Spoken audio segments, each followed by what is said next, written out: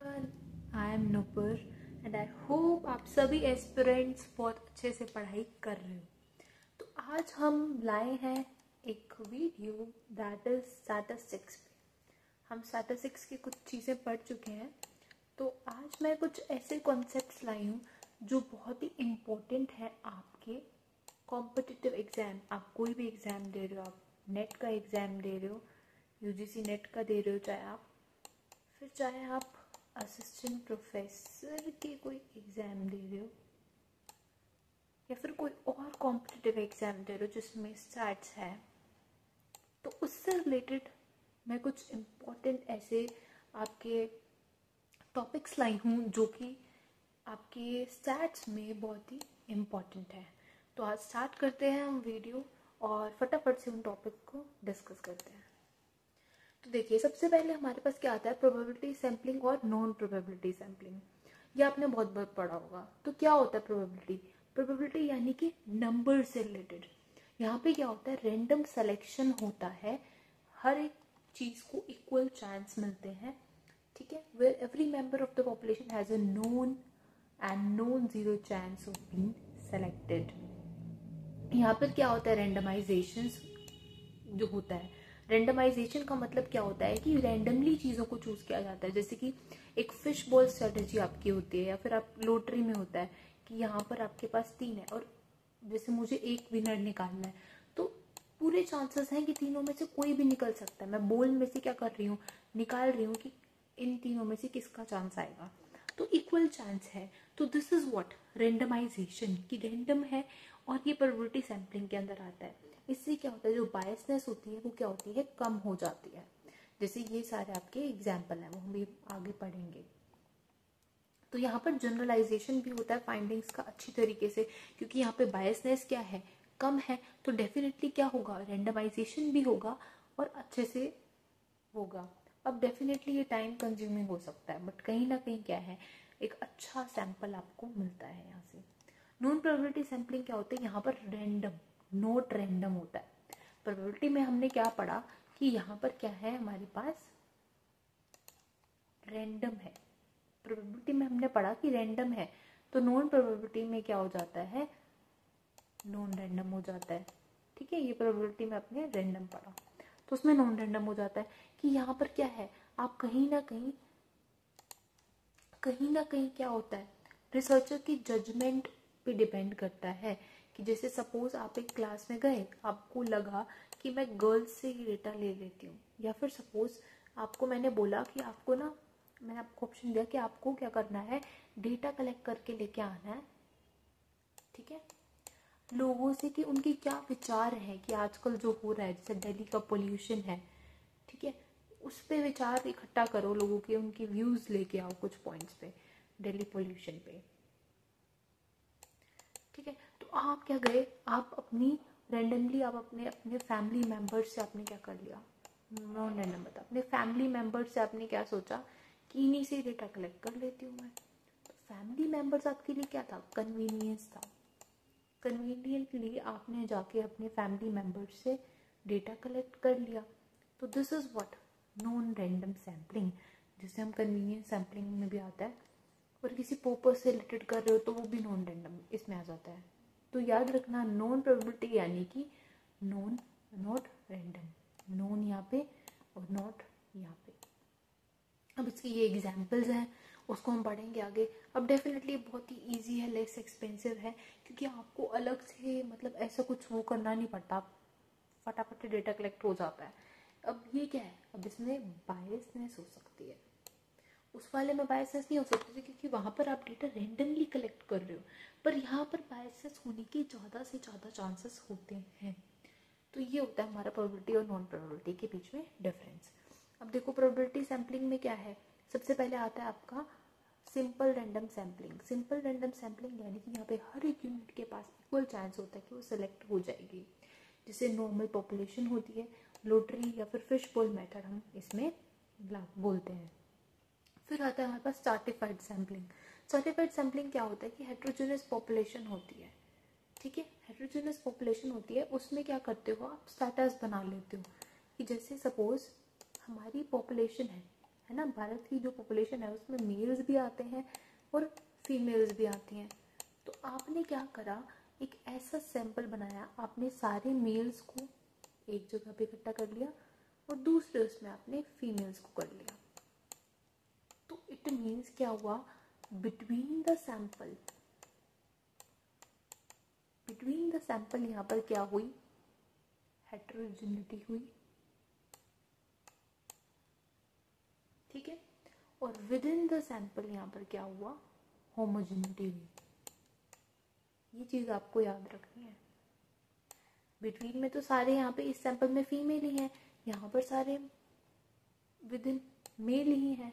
तो आपने इस हिसाब से डेटा को कलेक्ट करा, एक स्टाटस बना लिया आपने,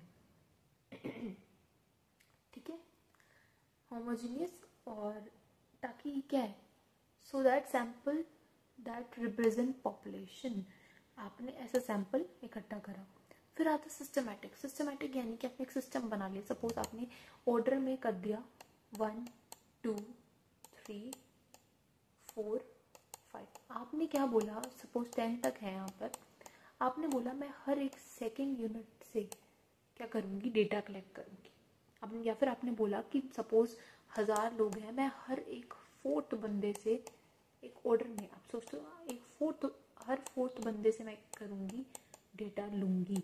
तो दैट इज व्हाट, सिस्टमैटिक, ठीक है, दैट इज व्हाट, सिस्टमैटिक। तो ये हमारा समझ में आया होगा अभी तक आपको, आई होप सब समझ में आ रहा है। फिर आगे आता है हमारे पास क्लस्टर यानी कि देखो अब हमारी पॉपुलेशन में क्या है, क्लस्टर्स बना दिए। यहाँ पर क्या होता है, क्लस्टर्स बनाए जाते हैं। क्लस्टर्स में क्या है, सॉरी यहाँ पे मेरे पास अभी पेन नहीं है ना, तो ऐसी हैंड राइटिंग कर रही है। देखिए क्लस्टर्स बनाए जाते हैं। क्लस्टर्स यानी कि यहाँ पर जैसे सपोज एक क्लस्टर बनाया, उसमें क्या था, मेल फीमेल और मान लो चिल्ड्रन, ये सारे क्या किए, एक ही उसमें उसने इंक्लूड कर लिए, ठीक है। और यहाँ पर भी वही चीज हुई, मेल फीमेल चाइल्ड। तो जैसी हमारी पॉपुलेशन होती है वैसे ही नेचुरली इन्होंने क्या करा, नेचुरल ग्रुप्स लिए, ठीक है। तो होमोजेनियस अब यहाँ पर क्या हुआ, बिटवीन में हुआ, और हेट्रोजेनियस विद इन, क्योंकि एक अगर आप सैंपल ले रहे हो क्लस्टर में तो वहाँ पर मेल फीमेल सब है। फिर आता है हमारे पास इसी क्लस्टर सैंपलिंग का ही के अंदर आता है एक multi stage sampling. Multi stage sampling में क्या होता है, जब आप डिफरेंट स्टेजेस पे करते हो, जैसे कि पहले आपने एक नेशन का डेटा लेना था, जैसे इंडिया, ठीक है, आपने इंडिया का डेटा लिया। अब इंडिया में आपने सोचा कि मैं लेती हूँ हरियाणा स्टेट का डेटा। हरियाणा में आपने सोचा कि मैं सोनीपत डिस्ट्रिक्ट का डेटा लूँगी, ठीक है। सोनीपत डिस्ट्रिक्ट में आपने सोचा कि मैं एक पर्टिकुलर सिटी का डेटा लूँगी। उस सिटी में आपने सोचा कि उसके अंडर एक जो रूरल एरिया आता है, गांव आता है, मैं उसका डेटा लूँगी। अब उस गांव में से भी मेरे पास सपोज जो पर्टिकुलर आपने कोई और चीज़ ले ली कि मैं फीमेल्स का डेटा लूँगा या लूँगी, तो ये क्या हो गया, मल्टी स्टेज की डिफरेंट स्टेजेस से आपकी जो वो है चल रही है। देखो यहाँ पे नेशन वाइज डिस्ट्रिक्ट आप टुकड़ों में ऐसे ऐसे करके एक निचोड़ एक तब अपना सैंपल साइज लेते हो, क्या फीमेल से इंटरव्यू कर रहे हो, तो that is what multi stage. और ये सारे क्या थे, प्रोबेबिलिटी सैंपलिंग के क्या थे, एग्जाम्पल थे, इसके अंदर आते हैं। तो आपसे ऐसे क्वेश्चन भी पूछा जा सकता है कि बताओ मल्टी स्टेज सैंपलिंग जो है हमारे पास, ये क्या है, प्रोबेबिलिटी सैंपलिंग का है या नॉन प्रोबेबिलिटी सैंपलिंग है, तो आप टिक करोगे प्रोबेबिलिटी सैंपलिंग। फिर आता है non probability sampling. Non probability sampling में देखो सबसे पहले आता है कन्वीनियंस, कि अपने कन्वीनियंस के अकॉर्डिंग आपने लिया डेटा, जैसे अपने अपने फैमिली मेम्बर से ले लिया, किसी अपनी क्लास के बच्चों से ले लिया डेटा। कोटा यानी कि आपने कोटा सेट कर दिया कि 50 ईयर्स से जो बड़े लोग होंगे मैं उन्हीं का ही डेटा लेना है मुझे, तो ये कहीं ना कहीं सर्टिफाइड सैम्पलिंग जैसा ही है कि वहाँ पे भी उन्होंने एक कोटा बनाया कि भाई मेरे को क्या है, मेल और फीमेल अलग कर दिए, मुझे सिर्फ फीमेल का मान लो डेटा लेना है। तो वो यहाँ पर क्या हुआ, आपने कहीं ना कहीं उसके जैसा ही काम हो रहा है यहाँ पर। पर्पस ऑफ सैम्पलिंग क्या होता है कि आप बेसिकली सेलेक्ट करते हो अपने पर्पस के अकॉर्डिंग, अपनी मतलब पर्सनल जजमेंट, जितनी आपकी एक्सपर्टीज है उसके अकॉर्डिंग जब आप ले रहे हो सैंपल, तो दैट इज पर्पसिव। फिर आता है स्नोबॉल सैम्पलिंग, जैसे कि स्नोबॉल वही एग्जांपल जैसे कि वो जय हो में होता है कि भाई आप इसकी हेल्प करो, इतने लोगों की आगे आगे हेल्प करो, एक जने की, मतलब वो चीज़ें चलती रहती है। चेन सैम्पलिंग भी बोलते हैं हम इसे, कि सपोज एक बंदे से आपने डेटा लिया, उसके बाद उसने रिकमेंड किया कि भाई उसने आगे करा, ठीक है, फिर उस आगे वाले ने इससे लिया, आपने उनसे पूछा कि किससे हो, तो ऐसे करते करते चेन चलती रहती है और आप ऐसे डेटा कलेक्ट करते हो। तो ये सब क्या है, नॉन रैंडम सैम्पलिंग के ही एग्जाम्पल है। तो क्लियर हुआ प्रोबेबिलिटी सैम्पलिंग और नॉन प्रोबेबिलिटी सैम्पलिंग क्या होता है। ये बहुत ही इंपॉर्टेंट टॉपिक है। ये जो इनके मेथड्स हैं, इनसे बहुत बार क्वेश्चंस पूछे जाते हैं। आप कई बार तो डायरेक्ट ऐसे भी आ जाता है कि सिस्टमैटिक सैम्पलिंग बताओ, प्रोबेबिलिटी सैम्पलिंग में आता है या नॉन प्रोबेबिलिटी में आता है, तो डेफिनेटली आप लिखोगे प्रोबेबिलिटी सैम्पलिंग में। फिर हमारा दूसरा टॉपिक आता है जो इम्पोर्टेंट है, दैट इज सैम्पलिंग एरर और नॉन सैम्पलिंग एरर। इनसे भी डायरेक्टली बहुत क्वेश्चन पूछे जाते हैं।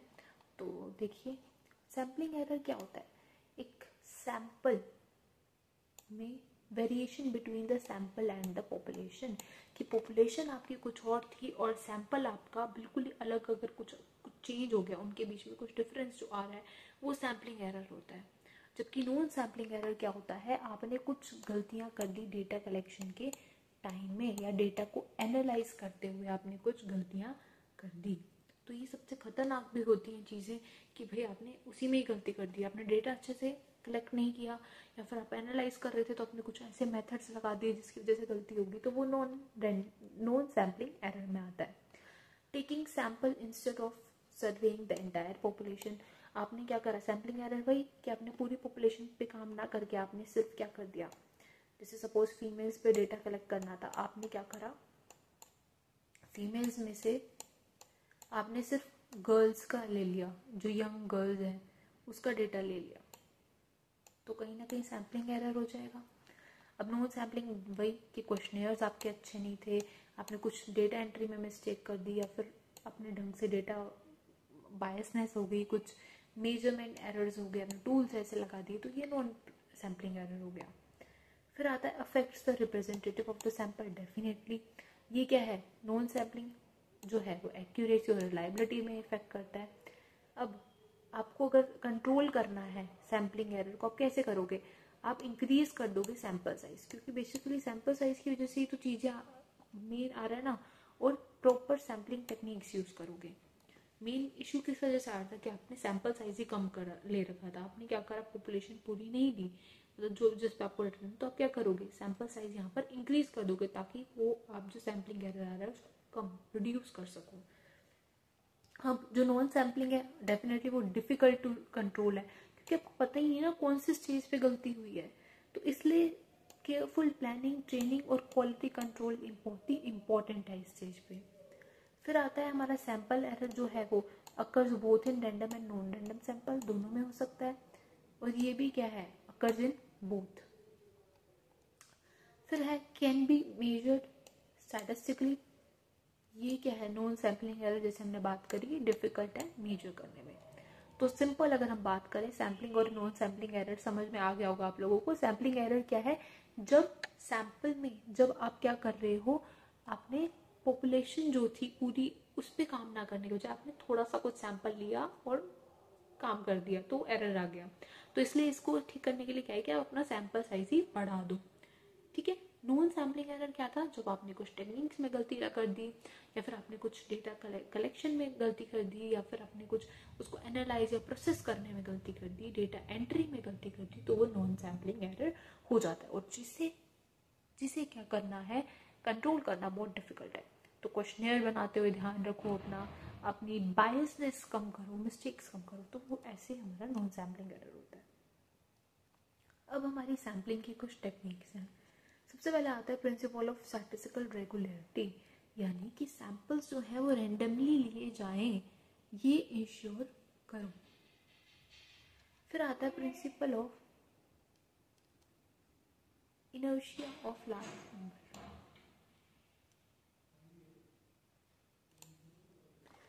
Principle of inertia of large number यानी कि जैसे हमारा सैंपल एरर था, अगर आप सैंपल साइज को इंक्रीज कर दोगे तो वो कहीं ना कहीं आपका जो एरर था, आपकी पॉपुलेशन क्या आ जाएगी, नॉर्मल आ जाएगी, वो एरर कम हो जाएगा। ये सेंट्रल लिमिट थ्योरम पे होता है बेस्ड। फिर आया प्रिंसिपल ऑफ ऑप्टिमाइजेशन। ऑप्टिमाइजेशन यानी कि जो आपकी पॉपुलेशन पैरामीटर है वो इक्वल हो सैंपल के स्टैटिस्टिक्स से। ये भी याद रखना कि पॉपुलेशन का क्या होता है मेजरिंग, वो पैरामीटर, और सैंपल का क्या होता है स्टैटिस्टिक्स। तो ये दोनों इक्वल कर दो तो भी कहीं ना कहीं ऑप्टिमाइजेशन हो जाएगा। अब देखो, सबसे पहले हमारे पास क्या आती है, सैम्पलिंग। हमारे पास क्या आता है, पॉपुलेशन आती है। उस पॉपुलेशन में से आपके पास जो पॉपुलेशन एसेसेबल है वो आपका क्या होता है, सैम्पलिंग फ्रेम। अब उसमें से, उस सैम्पलिंग फ्रेम में से जो आपको एसेसेबल है, कुछ ऐसी यूनिट्स होंगी जो रिप्रेजेंट कर रही होंगी पूरे सैंपल को, वो क्या होता है, सैंपल होता है। फिर उस सैंपल में से जो ऐसी यूनिट है, एक 1 यूनिट ऑफ सैंपल को हम क्या बोलते हैं, सैंपल यूनिट। तो ये कुछ ऐसे हमारे टॉपिक है, इसे भी याद रखना। अब देखो, हमने ना बहुत सारी चीज़ें पढ़ी थी, ये हम बाद में डिस्कस करेंगे, वरना पूरा सैट्स का निचोड़ यही है। इसमें मतलब डिपेंडेंट ऑफ रीजन और इंडिपेंडेंट ऑफ रीजन का यहाँ से भी क्वेश्चन आ जाते हैं कि भाई ये बताओ डिपेंडेंट है या इंडिपेंडेंट है।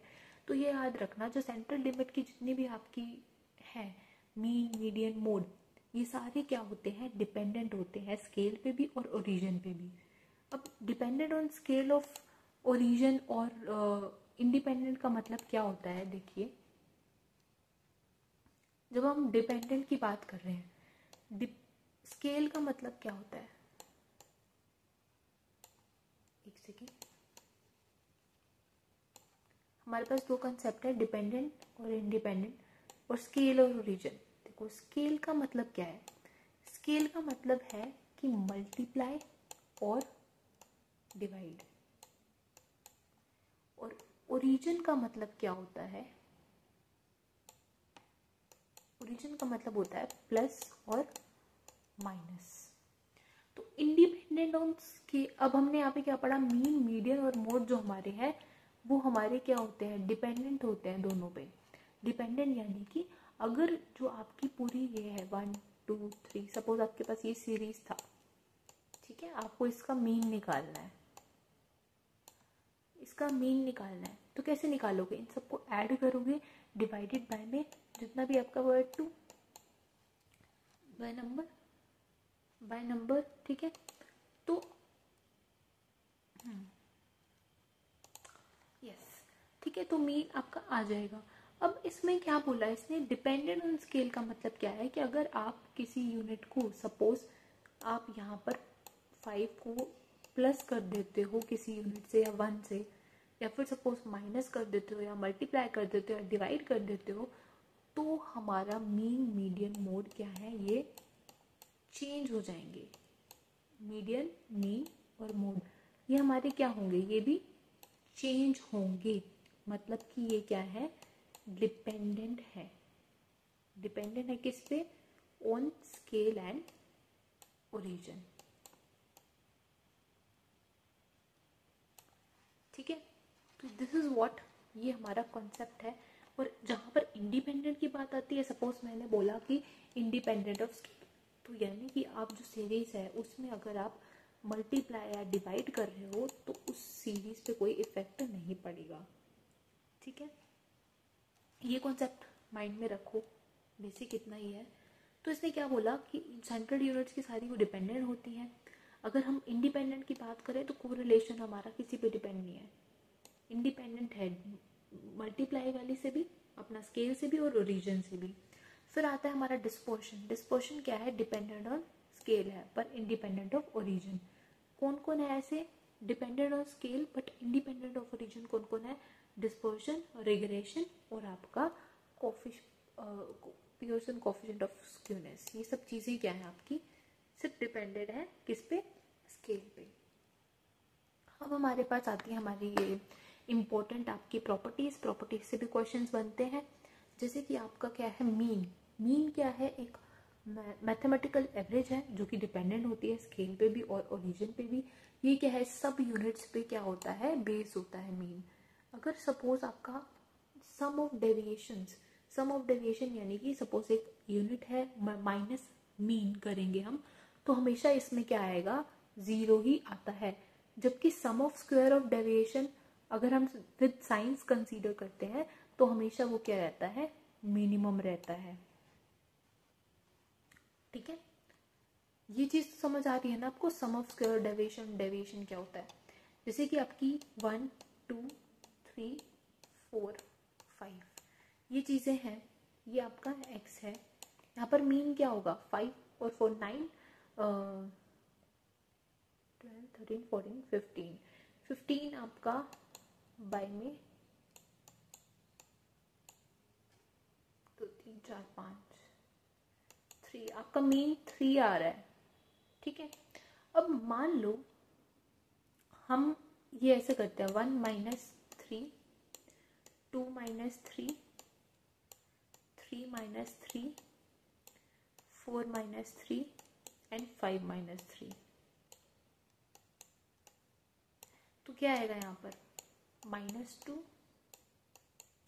-1 0 1 एंड 2। ठीक है, तो अब इन सबको, ये क्या हुआ हमारा, x माइनस मीन करा हमने, यानी कि हमारा सम ऑफ डेविएशन करा हमने। तो सम ऑफ डेविएशन यहाँ पे हमारा क्या आएगा, इन सबको अगर हम आंसर निकालेंगे, -2 से 2 कट जाएगा, -1 से 1 कट जाएगा, तो हमारे ये क्या रहा, 0। वही हमारी ये प्रॉपर्टी कह रही थी कि जो सम ऑफ डेविएशन है वो हमेशा हमारा क्या रहता है, 0 ही होता है मीन के केस में। अगर अब हम इनका स्क्वायर कर दें, अब इसने बात बोली कि अगर आप सम ऑफ स्क्वायर डेविएशन का मीन में अगर आप स्क्वायर कर देते हो, स्क्वायर यानी कि -2 का स्क्वायर क्या हुआ, 4, इसका क्या हुआ, 1, 1 का स्क्वायर क्या हुआ, 1, इसका स्क्वायर क्या हुआ, 4। ठीक है,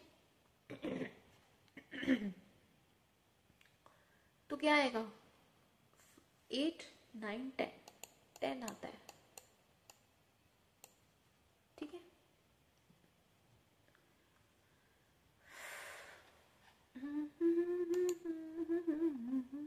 ठीक है, तो इसने क्या बोला, sum of square of deviation with signs always minimum,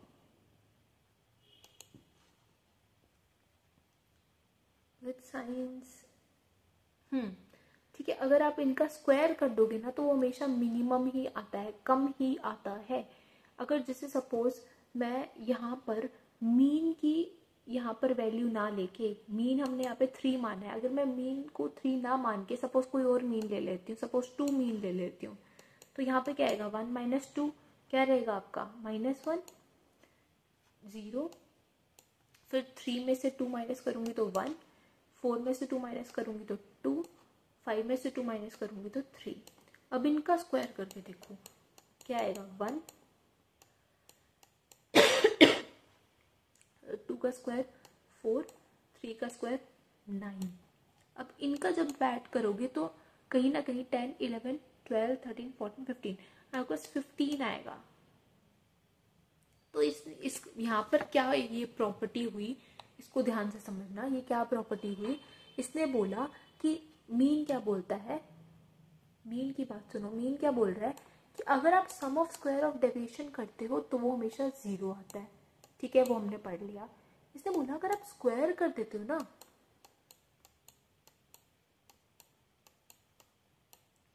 अगर आप स्क्वायर कर देते हो इन डेविएशन का तो वो हमेशा मिनिमम आती है कंपेयर टू अगर आप कोई और वैल्यू लो मीन के अलावा। जैसे कि हमने यहाँ पर मीन हमारा 3 था, जब हमने 3 के अलावा 2 लिया, जबकि 2 मीन नहीं था यहाँ पे, वो लिया तो उसकी वैल्यू 15 आ रही है। जब हमने मीन लेके स्क्वायर ऑफ डेविएशन किया तो हमारी वैल्यू 10 आ रही थी। तो इसने क्या बोला, ये प्रॉपर्टी है कि ये हमेशा मिनिमम आएगा जब आप मीन लोगे। स्क्वायर ऑफ डेविएशन हमेशा मिनिमम आएगा जब आप मीन लोगे। ठीक है,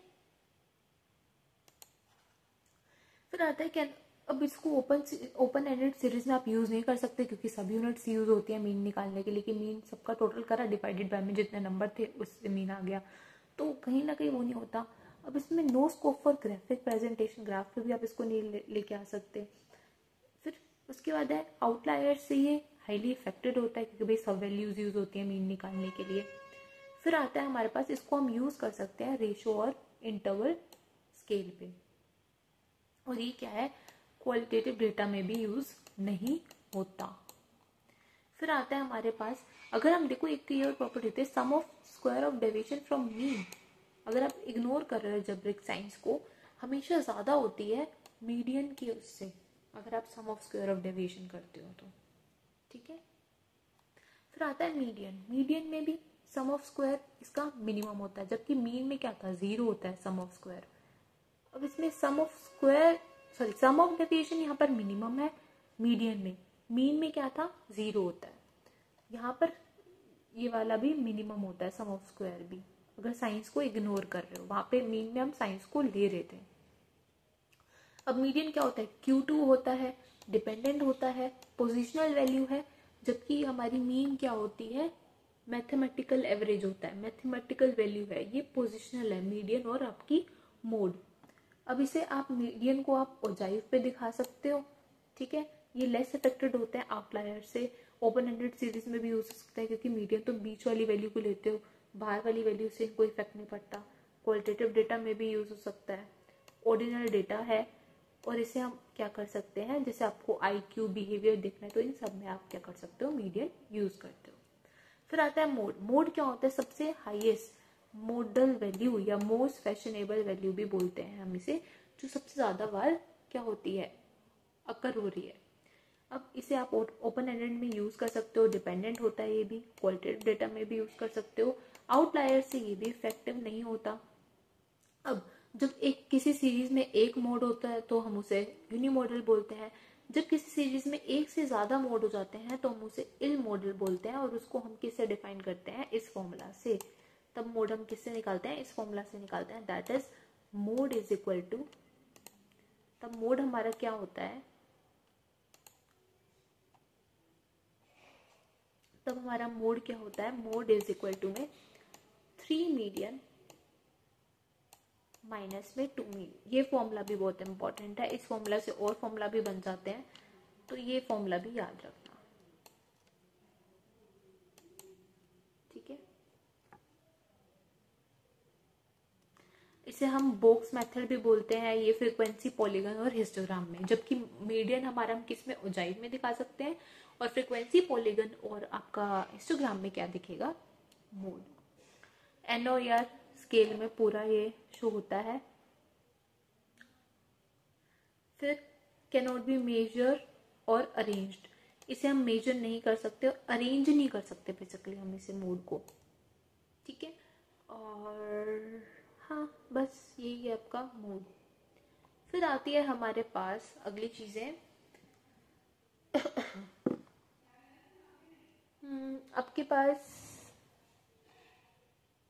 देखो, अभी कुछ ऐसे चीज आता है, एक्सप्लोरेटरी रिसर्च क्या होती है, जिसके बारे में आपको बेसिकली क्लियर नहीं होता, आप स्क्रैच से जिसको आप निकाल रहे हो वो एक्सप्लोरेटरी रिसर्च में आता है। डिस्क्रिप्टिव यानी कि जब आप किसी फीचर्स की बात कर रहे होते हो, डिस्क्राइब कर रहे होते हो एज ए किसी चीज को, तो डिस्क्रिप्टिव रिसर्च होती है। कॉजल रिसर्च क्या होती है, जब कोज एंड इफेक्ट देख रहे हो। डायग्नोस्टिक रिसर्च क्या होती है, जब आप किसी प्रॉब्लम और उसके सोल्यूशन को फाइंड कर रहे होते हो। एक्सपेरिमेंटल यानी कि आप कोज एंड इफेक्ट देख रहे हो, तो जहाँ पे इंडिपेंडेंट इंटरवेनिंग वेरिएबल होते हैं। अब हमारे पास आता है वैलिडिटी। वैलिडिटी क्या होता है, देखो वैलिडिटी यानी कि ये हम अगली वीडियो में पढ़ेंगे, अभी ये वीडियो ज्यादा लॉन्ग हो रही है, आधे घंटे की हो गई, इसको हम अच्छे से अगले वीडियो में पढ़ेंगे। अभी हम वैलिडिटी और रिलायबिलिटी अगले में पढ़ते हैं, अभी हम ये देख लेते हैं। देखो parametric versus non parametric test. Parametric test क्या होता है, देखो हमारे पास पैरामेट्रिक यानी कि जिसमें नॉर्मेलिटी की हम एजम्पशन लेते हैं। नॉन पैरामेट्रिक वो होते हैं जिसमें नॉर्मल डिस्ट्रीब्यूशन की एजम्पशन नहीं होती। ठीक है, यहाँ पे इंडिपेंडेंस रहती है, यहाँ पे ऑर्डिनल नॉमिनल डेटा होता है नॉन पैरामेट्रिक में, और आउटलायर्स की प्रेजेंस भी होती है। तो बेसिकली याद रखना, पैरामेट्रिक जहाँ पर नॉर्मल डिस्ट्रीब्यूशन की एजम्पशन होती है, और नॉन पैरामेट्रिक जहाँ पर नॉर्मल डिस्ट्रीब्यूशन की एजम्पशन नहीं होती। अब देखो, सबसे पहले हमारे पास बहुत इजी है, इनसे घबराया मत करो इन टेस्ट से। देखो क्या है, देखो सबसे पहले टी टेस्ट। टी टेस्ट क्या है? नॉर्मल डिस्ट्रीब्यूशन है, एक पैरामेट्रिक टेस्ट है जिसे गोसेट ने दिया था इन 1995। इसे हम स्टूडेंट टी टेस्ट भी बोलते हैं। यहाँ पर क्या होता है, जब पॉपुलेशन आपकी 30 से कम होती है तो हम उसे टी टेस्ट बोलते हैं। ठीक है, फिर ये क्या है, मीन ऑफ 2 सैंपल। जब हमें क्या निकालना होता है, mean of 2 sample of 1 population. ठीक है, अभी एक पॉपुलेशन की बात कर रहे हैं और 2 सैंपल की बात कर रहे हैं। यहाँ पे पॉपुलेशन वेरिएंस हमारा अननोन होता है, इसलिए हम मीन को ही निकाल रहे होते हैं। अब ये हमारा 1 टेल और 2 टेल भी हो सकता है। एफ टेस्ट क्या है, यहाँ पे हमें वेरिएंस पता होता है, तो इसलिए हम यहाँ पर वेरिएंस को मेजर कर रहे हैं ऑफ 2 सैंपल ऑफ 1 पॉपुलेशन। वही सेम चीज चल रही है अभी तक, ये भी 1 टेल 2 टेल हो सकता है। ऑब्जर्वेशन इंडिपेंडेंट होती है और लेस देन 30 होता है। नॉर्मल डिस्ट्रीब्यूशन है, जिसे आर.ए. फिशर की मेमोरी में दिया गया था। फिर आता है जी टेस्ट। जी टेस्ट क्या है, greater than 30 sample. T test जैसा ही है, बस इसमें ग्रेटर देन 30 सैंपल की बात हो रही है, बाकी सब चीजें सेम। यहाँ पर पॉपुलेशन वेरिएंस भी आपको पता होता है। फिर ये हमारा जी निकालने का फॉर्मूला है कि हमने सैंपल का मीन माइनस में पॉपुलेशन का मीन डिवाइडेड बाय में स्टैंडर्ड डेविएशन बाय n। फिर आता है अनोवा। अनोवा 1920 में आर.ए. फिशर ने दिया था। नॉर्मल डिस्ट्रीब्यूशन, यहाँ पर ऑब्जर्वेशन क्या होती है, इंडिपेंडेंट होती है। ये क्या है, एक्सटेंशन ऑफ टी टेस्ट है। ठीक है, इसे हम मेजर करते हैं, measure mean of more than 2 sample of sample population और मोर देन। बेसिकली यहाँ पर देखो, अनोवा में क्या है, measure mean of more than 2 sample या फिर मोर देन 2 पॉपुलेशन की बात। अभी तक हम सिर्फ 2 की बात कर रहे थे हर एक उसमें मेथड में। यहाँ पर मोर देन 2 सैंपल या मोर देन 2 पॉपुलेशन की बात हो रही है, और यहाँ पर सैंपल वेरिएंस इक्वल होता है पॉपुलेशन वेरिएंस के। फिर आता है हमारे पास नॉन पैरामेट्रिक टेस्ट आते हैं। पैरामेट्रिक हमने पढ़ लिया। नॉन पैरामेट्रिक में सबसे पहले आता है काई स्क्वायर टेस्ट, तो कार्ल पियर्सन ने दिया था, और इसका ये फॉर्मूला है, ऑब्जर्व माइनस में एक्सपेक्टेड फ्रिक्वेंसी, ये 2 बाय में एक्सपेक्टेड, स्क्वायर कर दिया इनका, और आगे हमारे पास ये क्या करता है, एक्सपेक्टेड फ्रिक्वेंसी को ऑब्जर्व फ्रिक्वेंसी से, कि क्या आपने जो एक्सपेक्ट करते हो माइनस में आपकी जो ऑब्जर्व जो एक्चुअल में आई, उसको हम निकालते हैं। ये पॉजिटिवली स्क्यूड होता है, ठीक है, क्योंकि नॉर्मल डिस्ट्रीब्यूशन यहाँ नहीं है।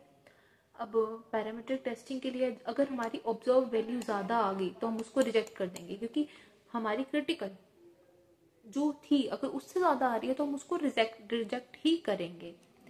अब यहाँ पर गुडनेस ऑफ फिट टेस्ट भी बोलते हैं हम इसे, ठीक है। यहाँ पर क्या होती है, इंडिपेंडेंट और रैंडम होती है, इसे हम test of independent of data भी बोलते हैं।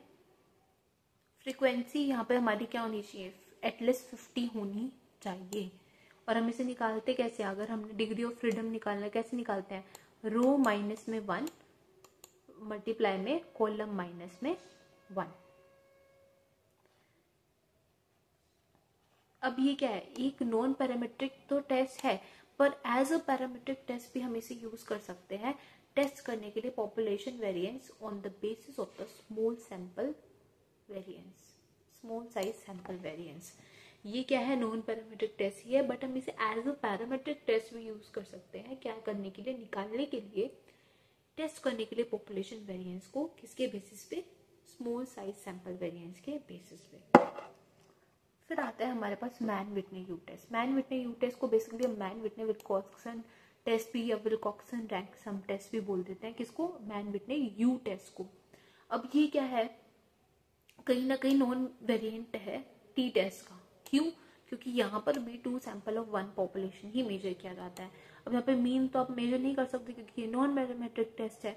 नॉन पैरामेट्रिक टेस्ट में आप क्या करोगे, मीडियन मेजर करोगे, यहाँ पर मीन नहीं आता क्योंकि ये नॉट नॉर्मली डिस्ट्रीब्यूटेड।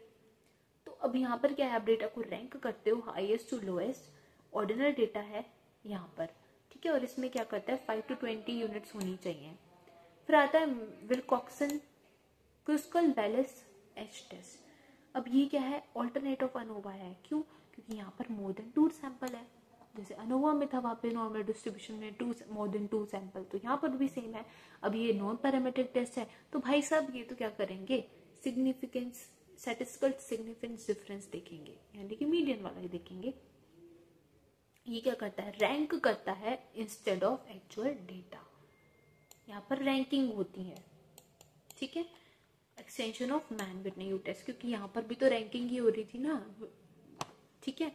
तो ये चीजें यहाँ पर हमारे पास आ जाती है, ठीक है। अब ये भी चीजें हैं कुछ की, जो हमारा क्वार्टाइल डेविएशन जो होता है 2/3 ऑफ स्टैंडर्ड डेविएशन होता है, और जो मीन डेविएशन होता है वो 4/5 होता है स्टैंडर्ड डेविएशन का। ये सब परसेंटेज भी याद रखना कि मीन प्लस में मीन डेविएशन करते हो तो 57.5 रिप्रेजेंट करता है वो ऑफ ऑब्जर्वेशन ऑफ डिस्ट्रीब्यूशन। ये सब वैल्यूज हैं, याद रख सकते हो इन्हें भी। अब पॉजिटिवली स्क्यूड क्या होता है, देखो जब कोई चीज क्या है कुछ टाइम तक तो उठ रही है, ठीक है, फिर उसको नीचे गिरा दिया जाता है पॉजिटिव बंदे को, तो ये यहाँ पर आके गिर रहा है। तो पॉजिटिवली स्क्यूड में हमेशा मीन अभी ज्यादा होता है, मीडियन, फिर उसके बाद मोड। जब मोड ज्यादा होने लग जाए, मीडियन बीच में और फिर मीन सबसे छोटा, तो वो लेफ्ट स्क्यूड बोलते हैं हम उसे। अब हमारे पास 2 टाइप के एरर आते हैं, एक होता है हमारा टाइप 1 एरर, एक होता है टाइप 2 एरर। टाइप 1 एरर क्या है, जब आपने क्या कर दिया, जब वैल्यू सही थी, वैल्यू सही थी, आपने उसको रिजेक्ट कर दिया, तो वो टाइप 1 एरर होता है। और जब वो क्या है, गलत है वैल्यू, ठीक है, जब आपका HCO that is null hypothesis आपकी गलत है, आपने उसको एक्सेप्ट कर लिया, तो वो टाइप 2 एरर होता है। अब आपसे पूछा जाता है कई बार कि कौन सा सबसे घटिया, मतलब कौन सा सबसे सीरियस एरर है, तो बेसिकली दोनों ही एरर क्या है, कहीं ना कहीं आप डेंजरस होते हैं, बट डिपेंड करता है सिचुएशन पे। क्योंकि देखो अगर आप सही चीज है उसको रिजेक्ट कर रहे हो, और एक है जो सही नहीं है उसको एक्सेप्ट कर लिया, तो दोनों ही खतरनाक है। पर कहीं ना कहीं अगर आपके पास फिर भी ऑप्शन आता है कि नहीं आपको एक सेलेक्ट करना है, तो टाइप 2 एरर ज्यादा डेंजरस होता है, कि जब वो चीज क्या थी, आपने गलत थी, आपने उसको एक्सेप्ट कर लिया, तो आपकी रिसर्च में वो गड़बड़ होने वाली है। तो अगर हम उसको क्या बोलते हैं, टाइप 1 एरर को हम अल्फा बोलते हैं। Alpha is what, level of significance.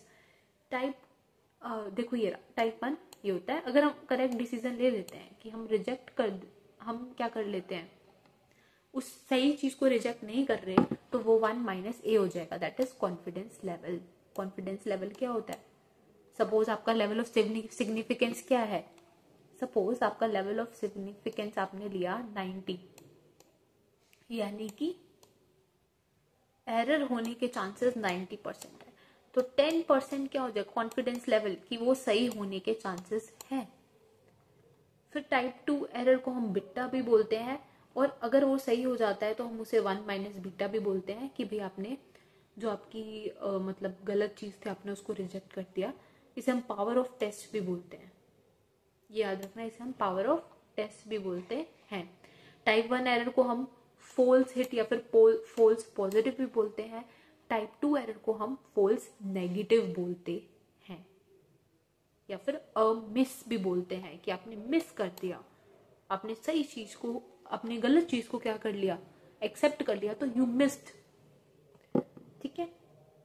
अब टाइप 1 एरर को अगर कम करना है हमने, तो हम क्या करेंगे, राइट वर्ड शिफ्ट करेंगे, ठीक है। और टाइप 2 एरर को अगर आपने कम करना है, तो हम लेफ्ट शिफ्ट करेंगे उसको करेक्ट करने के लिए, जैसे यहाँ पर है, ठीक है, कि टाइप 1 एरर जैसे आपका क्या होता है, टाइप 1 एरर यानी कि आपने क्या करा, आपने क्या कर दिया, एक्सेप्ट कर लिया, सॉरी रिजेक्ट कर दिया व्हेन इट वाज, आपकी नल हाइपोथेसिस क्या थी, ट्रू थी। तो ये कहीं ना कहीं आपका देखो यहाँ पर कि आपका ये यहाँ पे ऐसे जा रहा था, आपने यहाँ पर ये रिजेक्ट कर दिया, रिजेक्शन लेवल आपका ये रहा। अब आपको उसको एक्सेप्ट कराना है, तो आप इधर इधर शिफ्ट करोगे, राइट वर्ड शिफ्ट करोगे इस वाली लाइन को राइट पर शिफ्ट करोगे ताकि आपको जो टाइप 1 एरर क्या है वो कम हो जाए। वैसे ही टाइप 2 एरर है कि आपने क्या कर लिया, एक्सेप्ट कर लिया जब वो गलत थी वो चीज, तो यहाँ पर आप क्या करोगे, इसको यहाँ पर लाने की कोशिश करोगे लेफ्ट वर्ड कि भाई ताकि आपका जो टाइप 2 एरर क्या है वो कम हो जाए। फिर आपकी ये कुछ इंपॉर्टेंट फॉर्मूलाज हैं, ये देख लेना एक बार, बाइनोमियल, पॉइजन, ये सब चीजें हम कर चुके हैं। ये कुछ फॉर्मूलाज हैं, इसको आप नोट कर सकते हो। और ये और याद रखना कि जो आपका कोरिलेशन है ना वो हमेशा इक्वल होता है आपके B X Y into B Y X, जैसे आपके जो रिग्रेशन के जो कोफिशिएंट होते हैं, जो साइन इनका होगा वही साइन आपका कोरिलेशन का भी होगा। और दोनों जो आपके बी एक्स वाई और बी वाई एक्स है ये इक्वल होते हैं 1 के, 1 से ज्यादा इनकी वैल्यू नहीं हो सकती। ठीक है, तो ये आपका कुछ फॉर्मूलाज है इंपॉर्टेंट। अब आपका ये एक टॉपिक रह गया, ये भी इंपॉर्टेंट है, एक बार हम इसे भी फटाफट से डिस्कस कर लेते हैं, ज्यादा कुछ है नहीं वैसे। ये आप डेफिनेशंस यहाँ से देख लेना, मैं इंपॉर्टेंट फटाफट से बता देती हूँ। देखो वैलिडिटी क्या होती है, वैलिडिटी और एक्यूरेसी याद रखना। वैलिडिटी यानी कि एक्यूरेसी, रिलायबिलिटी यानी कि आरसी, आरसी आप रीडिंग कॉम्प्रिहेंशन पढ़ते हो, आरसी से याद रखना यानी कि सी। ठीक है, वैलिडिटी यानी कि एक्यूरेसी की जब हम बात कर रहे हैं, रिलायबिलिटी यानी कि हम कंसिस्टेंसी की बात कर रहे हैं। ठीक है, अब हो सकता है कोई चीज कंसिस्टेंट हो पर जरूरी नहीं होता कि वो वैलिड भी होगी, है ना। सपोज आपके कुछ रिजल्ट है, आप तीन बार आपने पेपर दिया, फेल ही हुए जा रहे हो, तो कंसिस्टेंसी हो रही है फेल होने में, क्या वो चीज एक्यूरेट है, क्या वो वैलिड है? No, it is not. तो ये इस चीज से याद रखना कि एक चीज हो सकती है वो रिलायबल हो बट जरूरी नहीं कि वो वैलिड भी हो। तो वी से याद रखना एक्यूरेसी, वी ए। अब इसमें क्या बात होती है हमारे पास, इसमें क्या बात है हमारे पास, कंस्ट्रक्ट वैलिडिटी और इन्फ्रेंस वैलिडिटी। कंस्ट्रक्ट यानी कि जो आपके टूल है, टेस्ट है, क्या वो क्या कर रहे हैं, ट्रूली सही क्लेम कर रहे हैं। इन्फ्रेंस यानी कि कंक्लूजन की जब हम बात कर रहे हैं कि कंक्लूजन आपका लॉजिकल है, स्टैटिस्टिकली करेक्ट है या नहीं है। अब इसमें हमारे पास क्या होती है इसमें हमारे पास कंस्ट्रक्ट में क्या आता है हमारे पास, ट्रांसलेशन वैलिडिटी। ट्रांसलेशन वैलिडिटी यानी कि जब आप फेस और कंटेंट की बात कर रहे हो, फेस वैलिडिटी यानी कि जैसे वो चीज अपीयर हो रही है क्या वो वैसे ही है, whether the test appear to measure what is suppose to, कि जो मेजर करना था क्या वो चीज हुई। जैसे स्पेलिंग टेस्ट है आपका, ठीक है, इससे आप पता लगाते हो it is about appearance not scientific proof. फिर आता है कंटेंट वैलिडिटी यानी कि सब इम्पोर्टेंट एस्पेक्ट्स क्या उसमें कंसेप्ट में मेजर हुए। ठीक है, ensure that the content full represent subject method. जैसे कि साइंस का एग्जाम था, क्या उस साइंस के एग्जाम में आपके सारे क्वेश्चन थे या सिर्फ एक उस कॉन्सेप्ट से तो नहीं थे, सिर्फ केमिस्ट्री के क्वेश्चन तो नहीं पूछे गए, नहीं, उसमें सारे ब्लैंड ऑफ क्वेश्चंस थे ना। तो that is what content validity. Criteria validity में क्या आता है, एक्सटर्नल बेंचमार्क देखा जाता है। प्रेडिक्टिव वैलिडिटी क्या है कि भाई बेसिकली ये क्या करता है, whether test can accurately forecast future preference और outcome related to concept being measured. Concurrent में क्या होता है कि क्या टेस्ट रिजल्ट्स एग्री कर रहे हैं जो ऑलरेडी चीजें एस्टेब्लिश्ड हैं। ठीक है, कन्वर्जन वैलिडिटी क्या होता है कि चेक करता है वेदर द टू डिफरेंस, जो दो डिफरेंट मेथड है क्या वो मेजर कर रहे हैं सेम कंस्ट्रक्ट को, या फिर सॉरी हाँ, यहाँ पर कन्वर्जन वैलिडिटी क्या होता है, यहाँ पर क्या होता है कोरिलेशन हाई होता है टूल्स के बीच में, और यहाँ पर ये देखा जाता है कि checks whether the two different, जो दो डिफरेंट मेथड आपने यूज करे, सपोज अलग अलग कुछ मेथड यूज करे, क्या वो सेम कॉन्स्ट्रक्ट को, आपने एक कोई कॉन्स्ट्रक्ट है, आपने कोई एक जैसे सपोज वेरिएबल लिया कि आप देखना चाह रहे हो एफिशिएंसी को, तो आपने उसके दो डिफरेंट मेथड लगाए और फिर देखा क्या वो डिफरेंट मेथड सेम रिजल्ट दे रहे हैं सेम कंस्ट्रक्ट को जब आप मेजर कर रहे हो। जैसे कि आपने पेपर को लिया तो आपने क्या करा, ऑनलाइन आईक्यू टेस्ट भी लिया और आपने क्या रिटन टेस्ट भी लिया सपोज, ठीक है, तो देखना है कि क्या उससे बच्चे की सेम आ रही है, रिजल्ट बच्चे का सेम आ रहा है तो दैट इज वैलिड। फिर आता है डिस्क्रिमिनेंट वैलिडिटी। ये देखा जाता है कि test whether does not strongly correlate with the test measuring different unrelated construct.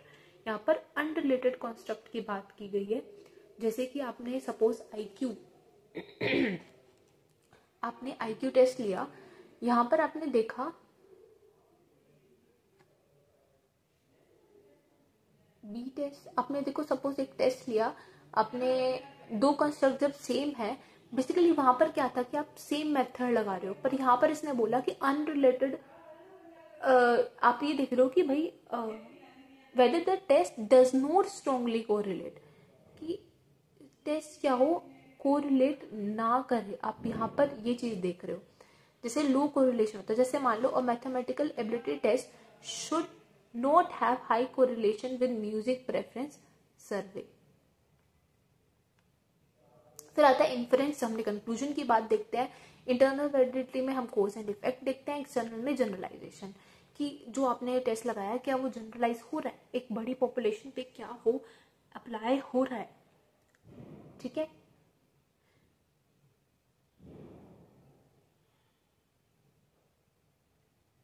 फिर आता है रिलायबिलिटी, यानी कि कंसिस्टेंसी, कि कंसिस्टेंट रहे वो चीज, स्टेबिलिटी या फिर डिपेंडेबिलिटी इसे हम ये भी बोलते हैं। फिर आता है इंटरनल रिलायबिलिटी। इंटरनल रिलायबिलिटी क्या होता है कि consistency within a single test की बात हो रही है, सेम कॉन्सेप्ट की बात हो रही है। एक्सटर्नल यानी कि डिफरेंट टाइम, सिचुएशन, ऑब्जर्वर, इन सब चीजों में वो चीज आपकी अप्लाई हो। फिर आता है हमारे पास, इसमें सबसे पहले हमारे पास इंटरनल थी और एक्सटर्नल। एक्सटर्नल यानी जनरलाइजेशन, इंटरनल यानी कि जब आप बात कर रहे हो आपके within a single test, उसमें विद इन कंसिस्टेंसी आ रही है या नहीं। स्प्लिट एंड हाफ रिलायबिलिटी क्या होता है कि आप क्या करते हो, आप दो चीजों को मेजर कर रहे हो, आप उनको स्प्लिट कर देते हो, फिर उनकी कंसिस्टेंसी मेजर कर रहे हो। क्रोन्सवेल अल्फा क्या बोलता है कि आप क्या करते हो, आप पहले क्या करते हो, एवरेज इंटर कोरिलेशन मेजर करते हो, कि यहाँ पर क्या है, वहां पर था आपने आधी आधी यूनिट्स कर दिया, आप सब यूनिट्स को नहीं मेजर कर रहे। यहाँ पर क्या है, आप क्या करोगे, सब आइटम्स को लोगे और फिर आप मेजर करते हो। ये ज्यादा एक्यूरेट है स्प्लिट हाफ से। फिर आता है कूडर रिचर्ड फॉर्मूला। ये क्या है, use only test for dichotomous data. Dichotomous data यानी कि जिसके दो ऑप्शन होते हैं, यस नो या फिर राइट रॉन्ग जैसे, तो इन वाले चीजों में आप क्या करते हो, ये वाला फॉर्मूला लगाते हो, ये वाला टेस्ट लगाते हो इंटरनल कंसिस्टेंसी को देखने के लिए। फिर आता है एवरेज इंटर आइटम कोरिलेशन। अब आपने क्या किया जो ऊपर के दो हमने पढ़े, स्प्लिट ऑफ और क्रोन्सवेल, उसी का मिक्सचर है ये। इसमें आप क्या करते हो, पहले आप ठीक है, आप क्या करते हो, एवरेज लेते हो पेयर्स का, फिर उसके बाद आप उनको पार्ट्स में डिवाइड करके हर एक पेयर का क्या करते हो, कोरिलेशन देखते हो। फिर आता है intern item total correlation. Item total यानी कि सभी आइटम्स का लेके score of single item and total score of her एक, उसका क्या करते हो आप, मेजर करते हो, ताकि जो वीक यूनिट है उसका पता चल जाए और उस पर काम किया जाए। फिर है इंटरनल एक्सटर्नल लाइबिलिटी। वो इंटरनल था। एक्सटर्नल यानी कि टेस्ट रीटेस्ट, एक ही टेस्ट पे क्या करते हो आप, दो डिफरेंट टाइम पे आप उसको टेस्ट करते हो। इंटर रेटर, दो डिफरेंट रेटर से टेस्ट कराते हो। फिर है इंट्रा रेटर, यानी कि सेम रेटर क्या करेगा, उस टेस्ट को क्या करेगा, डिफरेंट टाइम्स पे करेगा उसकी कंसिस्टेंसी टेस्ट करने के लिए। यानी कि जैसे आपने मान लो टीचर ने क्या करा, एग्जाम लिया, मतलब वो लिया, टेस्ट लिया, उसमें उसने एक वीक में 2 बार ले लिया। पैरेलल फॉर्म्स रिलायबिलिटी क्या है कि जब आप कंसिस्टेंसी मेजर कर रहे हो between the two different but equivalent version of test, कि आपने क्या करा, दो डिफरेंट टेस्ट लिए, जैसे सब्जेक्टिव टेस्ट लिया और ऑब्जेक्टिव टेस्ट लिया, तो उसमें आपने दो डिफरेंट थे वो, बट आप सेम चीज को ही क्या कर रहे हो, मेजर करना चाह रहे हो, कंसिस्टेंसी देखना चाह रहे हो, तो that is parallel forms reliability. ये हो गए हमारे इंपॉर्टेंट टॉपिक्स जो जो स्टैट्स में, जहाँ से मेजर पार्ट बनता है क्वेश्चन, जहाँ से आने के चांसेस होते ही हैं। तो yes, we have discuss it and I hope आपको ये क्लियर हो गया होगा। And thank you for watching the video till end. कुछ भी आपकी क्वेरीज हैं या कुछ आगे वीडियोस आपको किसी टॉपिक पे चाहिए तो you can comment down. And या thank you for watching video till and.